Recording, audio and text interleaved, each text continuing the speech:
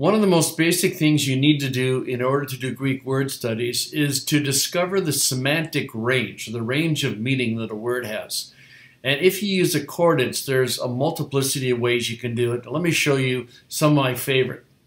Let's say you want to look up the word ekbalo. We're in Matthew 7:4.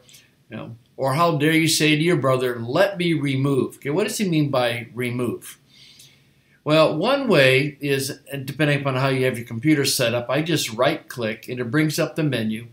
And I can say, on the Greek word, search for the lexeme. That means I'm not going to care what person, number, tense it is. I just want to see every occurrence of ekbalo in the New Testament. And so when you search, here they all are. And as you do your mouse overs, you can see the English translation. Okay, that's one way to do it. If you go up to analytics now and go to word count totals analysis, this is my favorite analytics they have, then here's all the different inflected forms and how many times they occur. Now, if yours doesn't look like this, I'm going to pull it over here just a bit, then go into Customize Display and make sure that in the column you have the lexical form and the inflected. You'll take it and drag it over. And then I just set it as a default. And I'm going to make it a little bit bigger. Use it as a default. And that way, this is how it's always going to come up. So you can see how it's used. Now, here's the other interesting thing, though. If instead of right-clicking here, you right-click on the English, and it has to be an English version that has Strong's numbers, so I'm using my translation.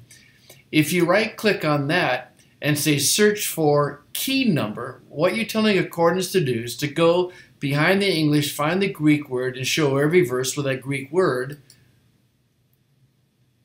But in this case, it's going to show it in English.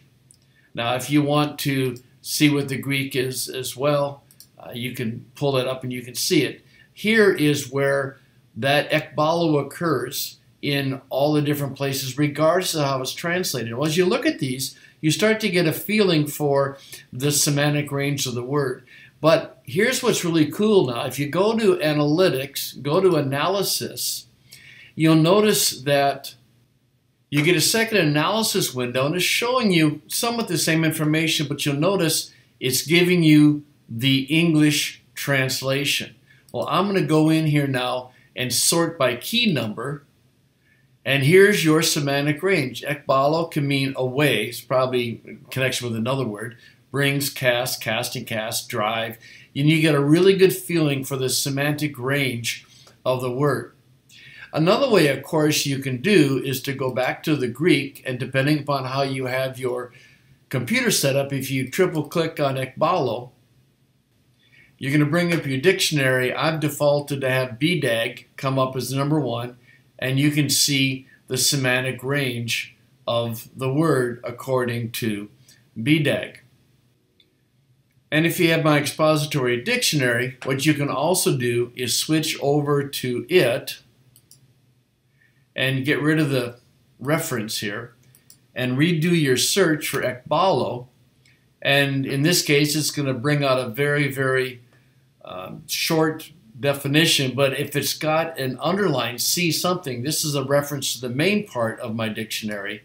Now you're going to get a bigger definition, a longer definition of ekbalo. Of course, these things will all differ depending upon the word that you're using. I'm sure there's many other ways to do word studies, but those are some of my favorites.